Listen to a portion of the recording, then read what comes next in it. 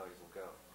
Well, I think there's a couple of things to consider there. I think Mr. Bernanke, if he sees that interest rates start to really go up fast, may come back into the market and start to buy back mortgage-backed securities again, because I think he has to bounce all these balls. I think what you're seeing this year in the economy that was different last year, you know, we started this recession, obviously, back in 2007, and of course we've gone through all the traumas that we've gone through with all the mortgage lenders and the banks and all the Wall Street firms, and we are into a global recession, and we spent the last year with the government just throwing everything against the wall, hoping something works, to the tune of about $11 trillion. So the government basically took over running this economy. You know that. So they have become the lender, the guarantor, and they're funding everything because the private market's crippled up, and the consumer basically went into hibernation.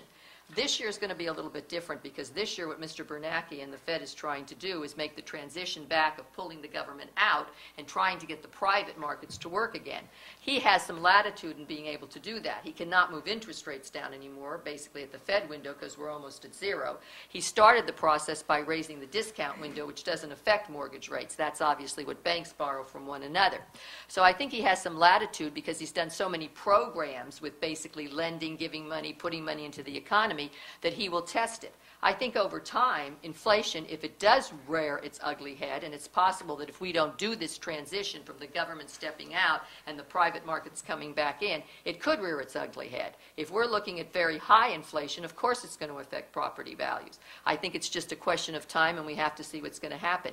It doesn't make sense for this government to basically let that happen, because what will happen then is the housing market will go into a re-dip. My personal feeling is that when they get to stability, and I think that's the main goal, they've got to get this housing market calmed down, and I think it's closer than it was. Once they do that, I don't sense a recovery of basically appreciation at the 6% range that we're used to.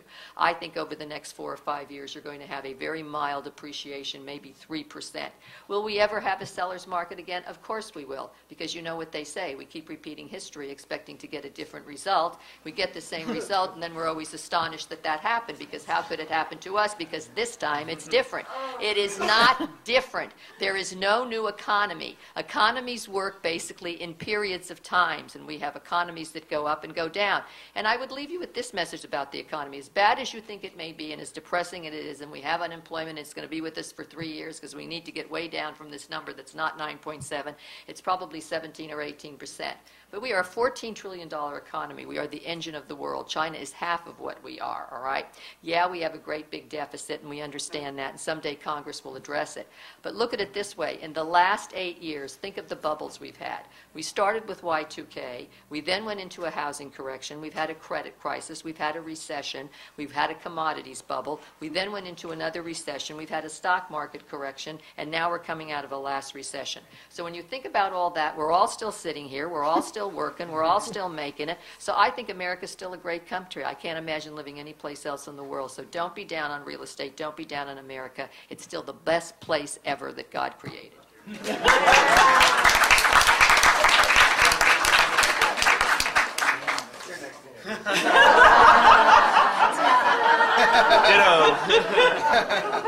So, in the interest of time, we're at about our hour. Panelists, I'm going to start with you, Craig. One solid piece of advice that no one's asked you for yet that you're dying to share with the group?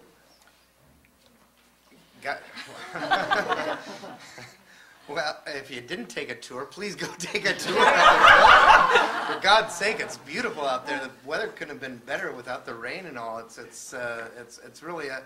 I've actually seen this building for quite some time, and I'm a boat enthusiast, and having the docks right down here close by and being able to walk around, I really find a lot of enjoyment out of this neighborhood. I think it's a fabulous place to be. It's a neighborhood, as I mentioned before. You know, somewhere in here there was a similarity to Brooklyn. I feel very similar to South Beach over in San Francisco, where it was a neighborhood that was really nothing and has grown into something really, really special. And I see that as what this neighborhood is going to be and is becoming. Okay. Advice? Just touching on that prior point on the 60% replacement, we are not going to see buildings like this going up in the Bay Area anymore. I mean, the inventory is what it is. We'll have jokes about certain buildings building their second tower, which is probably never going to happen.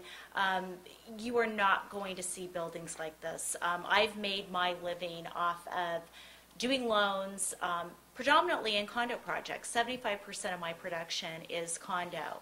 I know all the builders and developers out there, and there is really nothing coming down the pike this year. So if you like the building, if your clients like the building, you like the lifestyle, now is really the time to get into a building like the Ellington. I don't think I'm smart enough to give advice. So what I try to do is simply just kind of follow what really, really smart people do. And I remember when I was working at an internet company, and it was a real estate internet company. Some of you may know LoopNet. And I remember I was so excited to be on the ground floor level, and we went through the boom and the bust. And I knew that the bust was coming when all the guys at Starbucks were buying internet stocks. And when I got into the 1031 exchange business, I kind of saw the same thing. And I saw the boom of the real estate market, and I could kind of predict the bust when the guys at Starbucks who worked there were starting to buy investment properties. Now I'm seeing the opposite. What I'm seeing now is the smart money's buying a lot of real estate. I mentioned to you earlier, one of my clients today has a portfolio of 500 single-family residential properties. He used to be in the commercial market. He's not in the commercial market right now. He's in the single-family residential market. There is tremendous value in the homes, the residential side. There are also funds being created right now, $5, $10, $15 million funds to take advantage of this market. So I can't necessarily speak for where you might want to live. Obviously, a great place to invest could be right here.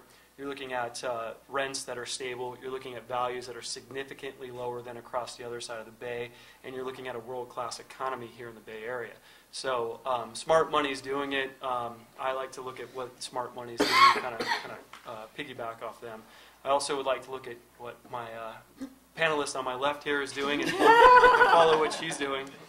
Okay, well, I'm going to start out by saying something that Warren Buffett said, because Warren Buffett's probably one of the smartest men in the world. And Warren Buffett once said that if he goes into a company and somebody that he sits down with can't explain to them in 5 minutes what they do for a living and how they make a profit, he doesn't want to buy that company, because if you can't explain it, then he doesn't understand it and he doesn't want to be part of it.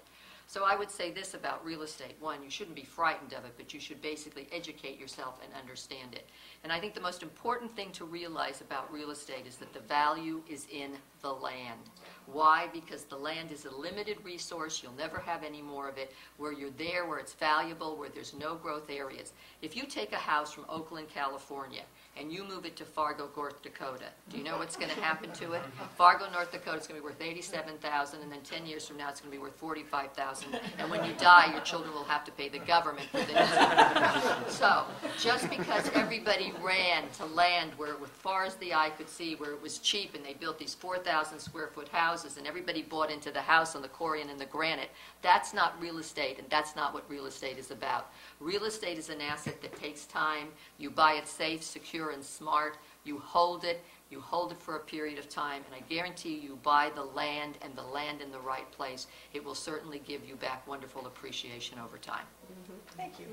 Susan. And I'll just finish that, mirror exactly what I'm saying, but I think that we need to take a look at buying not a commodity, but buying a home we love.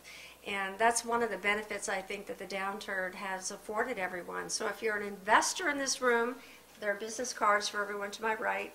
But if you're an individual buyer, love what you buy and buy it for a variety of reasons. If you've got kids, you're going to be buying where the schools are good. If you're an empty nester or you're a single professional, you're going to buy in a building like this because you love the idea of walking down in the morning and getting your cup of coffee. So really buy where you love and enjoy it. Thank you. Panelists, thank you so much for being here with us tonight. Wonderful.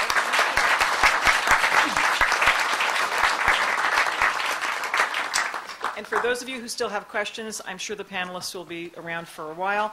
Also, for those of you who didn't get the opportunity to tour the units earlier, you can still take a private tour. I just was slipped a note about that. If you head to the gym area, that way, they'll set you up so that you can wander through and see everything. Thank you so much for coming.